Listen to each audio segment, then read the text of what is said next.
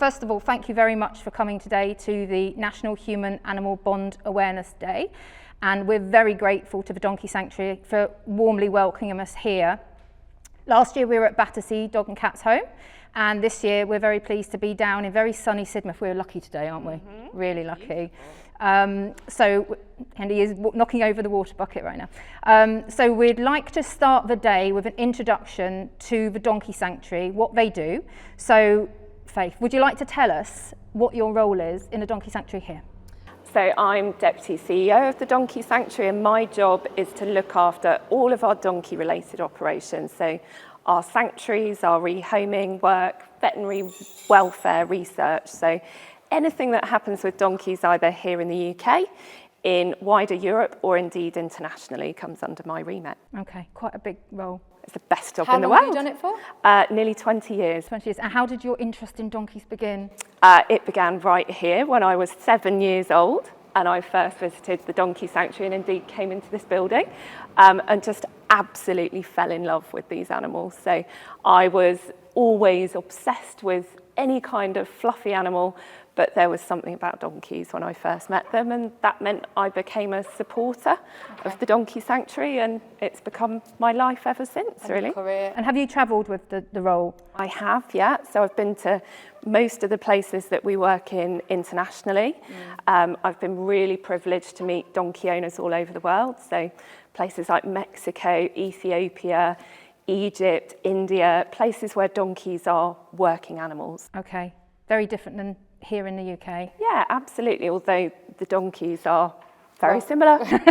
Are they? Are they the same breeds abroad as they are here? Yeah, there are different breeds of donkeys, but you know, in the end, this is a desert adapted animal that evolved over millions of years that we have domesticated. And whether it's a donkey here in the UK or in Ireland, their needs, their behaviours are very similar all over the world, wherever we find them. Okay, and that leads me on to what is one of the hardest parts of this job. What's the hardest tasks that, trying to get them to behave, what's one of the hardest tasks that you are faced with? It's seeing animals that are wantonly neglected, or seeing animals whose owners really want to give them a good quality of life, but struggle to access the resources that they need, or are themselves in poverty. So, you know, there are many millions of donkeys in desperate need all over the world. Trying to reach all of those donkeys is a challenge, but it's the individual stories. It's the donkeys that have harness wounds that are still serving their owners because they are an intrinsic part of those communities, and that is tough. You know, we see donkeys in distress here in the UK. Sadly, welfare cases are not a thing of the past right here on our own doorstep. So that's the tough bit. And so how many donkeys do you have here in your UK? Because you have different farms, don't you, around? So how many donkeys do you have overall in the UK, and what's your capacity? So we are nearly at capacity. We have about 4,000 donkeys here in the UK. 2,500 of those are living on one of our sanctuary sites, but amazingly we have 1,500 donkeys out on our guardian scheme, which 1,500, which is where these wonderful donkeys have the opportunity to go and live brilliant lives with private owners that look after them, but we support them to make sure the donkeys are in the best welfare. So, but we also have sanctuary for those that cannot go out on the guardian scheme. Have you ever reached capacity? We're nearly there.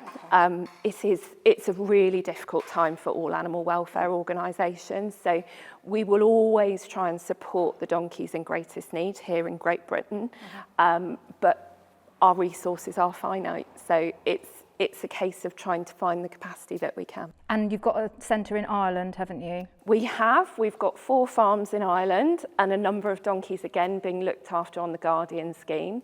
So in Ireland we've got around 1,600 donkeys, so significant enterprise in Ireland as well. So the way that we benefit from donkeys in the UK is more companionship? Absolutely. So they are amazing companions. They are just such wonderful characters to be around. So the majority of them absolutely are companion animals, just really there as a pet. But there are still some working donkeys. So we do still see donkeys on the beach, and we do still see donkeys used for certain kinds of activities. Our priority is that if those activities have to take place, that the donkey's welfare is safeguarded as part of those activities. So we will advise people like local councils who license such activities, and really just make sure that we advocate for the donkey within any of those kinds of roles that they play. Because we've seen recently, I think they put weight limits on some of the donkeys that were being ridden on some beaches. Yeah, so many of the operators will choose to have a weight limit, which we would absolutely encourage. Donkeys are not actually as naturally suited to being ridden as a horse, perhaps. Different shape, aren't they? Different shape, different anatomy, and of course a very different behaviour and way of expressing themselves. So we would always advocate that, you know, the weights are limited and actually that the donkeys are fit and healthy to be able to take part in those activities. And so are they well suited to British weather and and our climate? And because you were saying that they're desert animals and that's generally where they're found. They are. So this is an animal that is supremely adapted to dry, arid, mountainous environments. They did not evolve to live in lush, wet, green Devon, which means that if they live in parts of the world that is not natural to them, that we have to adapt their environment to make sure that they stay fit, healthy and mentally stimulated. Because they pair bond, don't they? So you wouldn't ever let a donkey go by itself to a farm, or? No, so donkeys absolutely will develop really strong pair bonds, which is part of their evolutionary history. Not every donkey will have a best friend, but many, many of the ones that we have here and that we see around the world develop a really close relationship with one other donkey, maybe two. And wherever that donkey goes here at the Donkey Sanctuary, we will always take their friend. So if they need to go to the hospital or they need to move barn, they will always go with their bonded group. Okay. I think you might be introducing some food to them in a moment. Yeah. So what do they eat, different than horses? So what we're going to give them here now is some hazel. So donkeys, as I explained, are adapted to live in arid environments. Now, in arid environments, you don't tend to get lots of lush grass. So donkeys are browsers as well as grazers, which means they like woody, and you can see both of them are immediately over here. They like woody trees, shrubs, branches. And here at the Donkey Sanctuary, what we like to do is cut down safe species that they can have a munch and a nibble on. And this helps to fulfill their natural behaviour. And as you can see, they absolutely love it. Yeah. So very often donkeys will be more interested in chewing the hedgerow or the tree than they will grazing the grass. Yeah. So you don't ever supplement their diets? We will do. So a donkey's basic diet here at the Donkey Sanctuary would be straw, good quality feeding straw, with limited grazing or haylage or hay, browse, and we might give them a vitamin and mineral supplement just to make sure that they're getting all of those micronutrients that they need. But as you can see, they certainly know what they like. That's lovely, isn't it? Good to hear them munching away. Sorry, well, we'll carry on talking. What changes would you like to see in the UK about donkey welfare? Is there anything you're working on, campaigns in the UK and abroad that, very distressingly, you mentioned that there's the skin trade abroad. What else are you working on? So here in the UK, for us, it's very much about helping donkey owners, but also people that are thinking about getting donkeys, making them think really carefully about their ability to care for a donkey for its whole life. Okay. What's the average? 25 to 30. So if you're going to commit to a pair of donkeys, you need to think about your ability to give them care for that length of time. What we ideally want for donkeys here in the UK is donkeys living in one home with their bonded companion for their whole lifetime. Okay. We also are very keen for people like vets and farriers to understand that donkeys are different, both in their needs but also their behaviour. So they're the two key areas, is owner education and training and professional education and training. And really we'd like to see these guys staying out in homes as opposed to having to come into sanctuary care. You mentioned internationally the really difficult and awful situation that is the skin trade. Yeah. So the skin trade, we believe up to 6 million donkeys are at risk of being slaughtered for that trade every year. And that is for the donkey skin, which is used to produce a traditional medicine known as a jowl. And unfortunately, donkey skins are being traded across the world, often sourced from some of the poorest communities in the world, often illegal, and just desperately bad for people and donkeys. There is suffering at every level. So we are campaigning along with partners really, really hard to make sure that the skin trade can no longer happen. We've had massive success this year with the African Union leaders move to enforce a ban on the slaughter of donkeys for their skins. We're now working through what that means in the future, but certainly it's really putting a barrier in place so that these wonderful animals are not exploited for their skins. What can the public in the UK do to support your work? And is it split to funds for the UK and funds abroad? How does that work? No, all of the funds are used across our global operations. Obviously, we're always delighted if people support us financially, but there are so many other things that you can do. So raise awareness, follow our social media campaigns, but also it's really basic things. Think about how you talk about donkeys. Think about how we perceive them. Donkeys should be respected as one of the most valuable animals to humanity, and yet we deride them. We talk about them in, funny and derisory terms. So challenge yourself in your language. This is not Eeyore. It's not a stubborn animal. No. It's a beautiful sentient being. So that's a simple thing that everyone can do. And I'm not sure that everybody understands the donkey-assisted therapy and activities that you do. And if you can join us again later at 12:15, we're going to have Peter Wright, the Yorkshire vet, who's an ambassador, and Steffi talk about their work within this centre, actually, donkey-assisted activities. So they're they're quite together, aren't they? They do they very different to look after than a horse? Are they needs different than? Yes. So if a horse owner is going, I'm quite tempted, what differences do they need to know about a desert animal versus a thoroughbred? So they are obviously closely related to a horse, so they're from the same family grouping, but this is a desert adapted animal, as I said. So really, to try and imitate that environment, you need to make sure that you've got hard standing so that their feet don't get waterlogged. They need access to a shelter because they like to get in and out of the rain, of which we have lots, sadly, here in the UK. They need the company of another donkey. So they will always prefer the company of another donkey over another species. They do have particular healthcare needs. So as I've said, their feet need really close attention in this environment. They're porous, aren't they? They are porous, so they're like a sponge. Right. If you think in the desert, any amount of water that you can get into a structure is beneficial. So in the desert, that really is a great thing.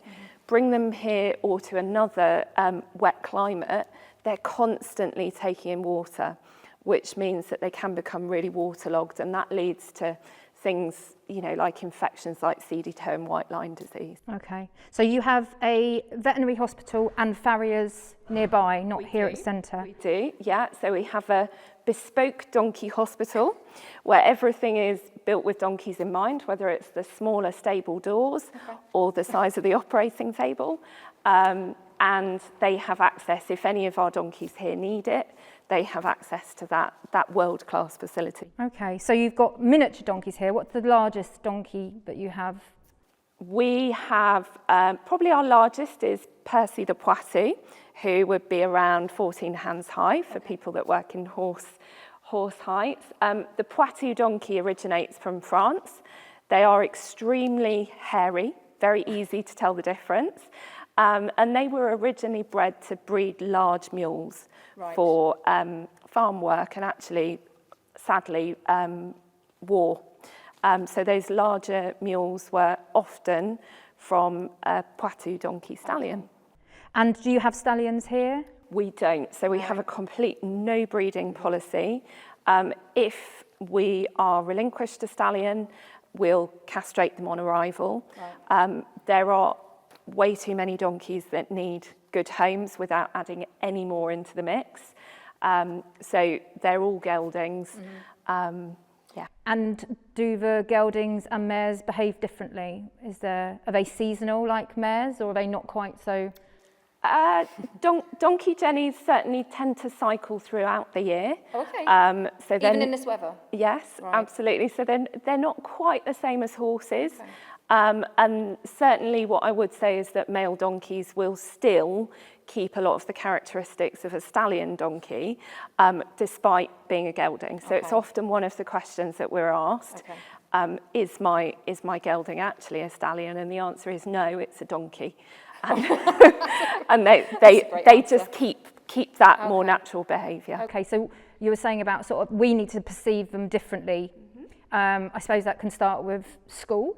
Yeah. And do you have any activities for children here, or do you go out to schools and teach them about donkeys? So we don't go out to schools anymore, but we do have ways that children can engage with us through our website.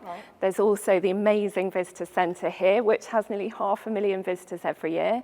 There are free activities and educational ideas here on the site.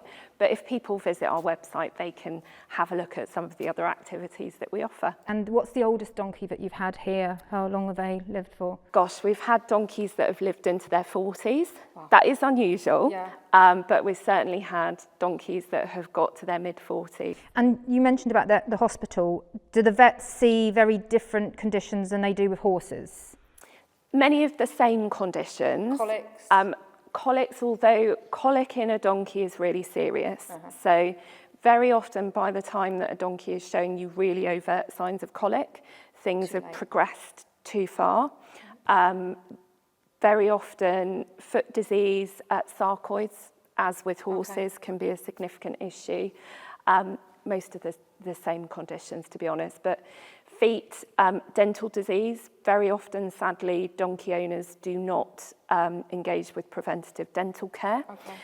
So we see a number of the donkeys that come into us with significant dental issues. Could have been prevented, but sadly, it hasn't been done when they were, sort of younger and in the home. So dental disease, foot disease, skin disease, they're the most common issues that the vets will be treating. I was thrilled to hear that when a guardian is interested in taking on donkeys, that you train them. Yes. Can you explain a little bit about what somebody would learn so that they can do the best for the welfare of those donkeys? Yes, so we want to set people up for success. We want our donkeys to have a brilliant experience, and we want the guardians to have a wonderful experience. So they will initially have a discussion with our welfare team. Then they will be directed to do some online learning.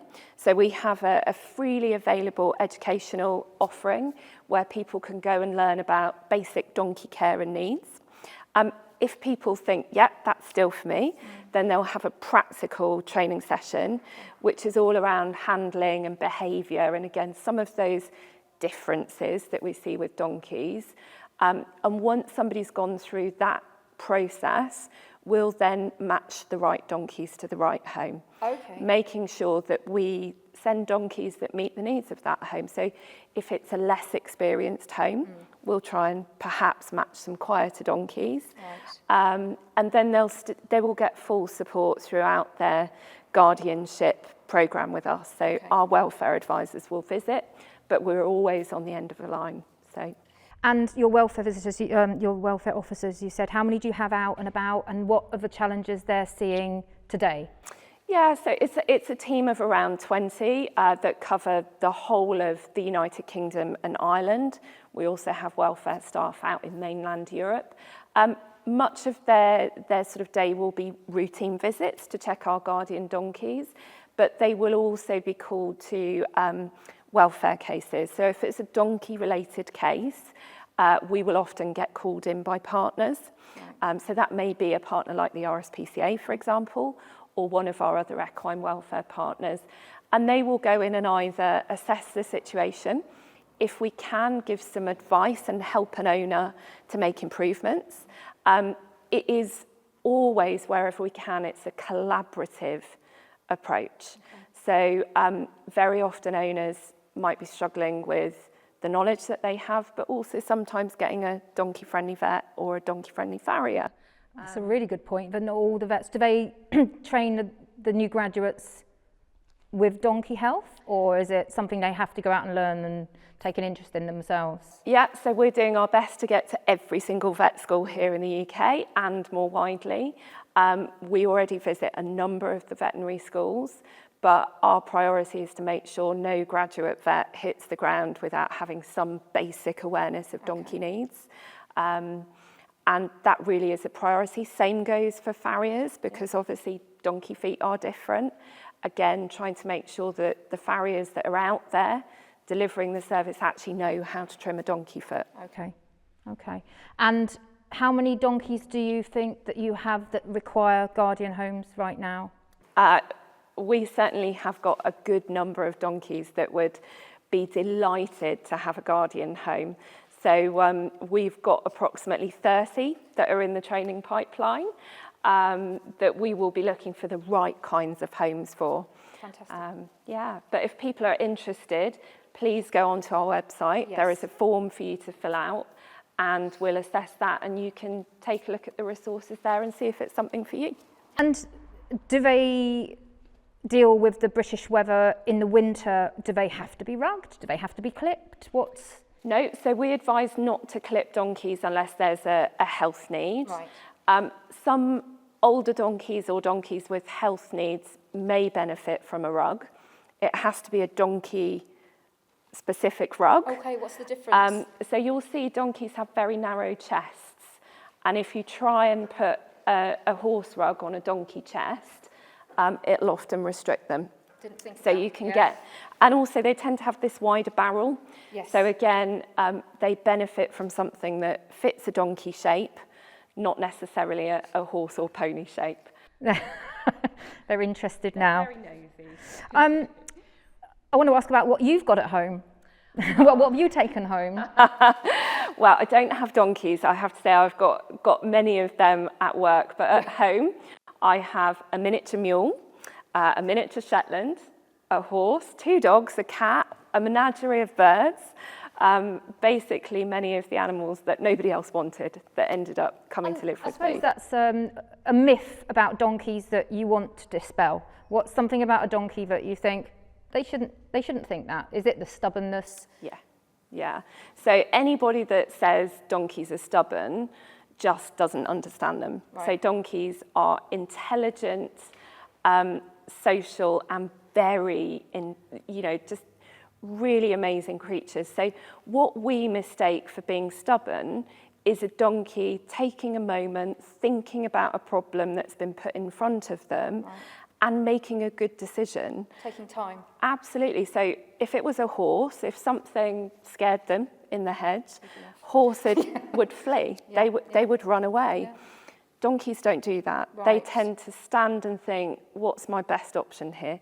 Maybe I might run away, but I'm not going to do it in a silly way. Or actually it might just be a pheasant that's come out of the hedge and I can carry on my way. So they're Sensible incredibly compared to my sensible. horse that spooks at every opportunity. Absolutely. Incredibly sensible. So not stubborn, sensible and thoughtful. And on a closing note, what would you like people to leave with today, knowing about donkeys or taking any actions? Is there anything you would encourage the people interested in donkeys to do? So learn more about them, use our website, use our resources, think about how you talk about donkeys. Actually, the more you learn about these amazing creatures, the more you respect them. And from that respect, there are the basic actions that we've talked about. Don't mistake them for being a small horse, because they're so much more than that, and better than that, but I'm biased. And just, these are animals that have served humanity for thousands of years, and we owe them a debt of gratitude. And I think that's what I would end on is, you know, be grateful for these wonderful animals that do tough jobs all over the world for the benefit of humanity. Yeah. So the human-animal bond is very well represented with the work that you do here. We'll learn a bit more about later. Could you just end with telling us when you're open and what people can expect when they come to the centre? Absolutely. So we're open 364 days of the year between 9 and 5. There is no charge for admission. We like anybody to be able to come here and see what we do. We're really proud of the work that we do here with donkeys. There are wonderful facilities on site, but most importantly, there are hundreds of donkeys for you to come and interact with, watch, enjoy a mindful moment. You can bring your dog. We're dog friendly. It's a beautiful part of the British countryside to come and really appreciate who these animals are, and take a bit of that sort of donkey calm away with you when you leave. I've benefited from it. I think I've learned a lot more over the last couple of years about donkeys and how calming they are, and it's benefited me. I am tempted. So they are amazing animals. I urge you to come here, and also they have a really, really good kitchen, and the shop is also a haven. So I just want to again say we're very grateful for you to welcome us very warmly here. The team have been absolutely amazing, and we hope to get people a little bit more interested and a little bit more educated about donkeys today. But please come back. We've got a 10:45 talk with Diane. Then we're back in here with Peter Wright and Steffi, and I think we've got different donkeys coming along for 12:15. Please join us, and we'll see you again soon. Thank you very much.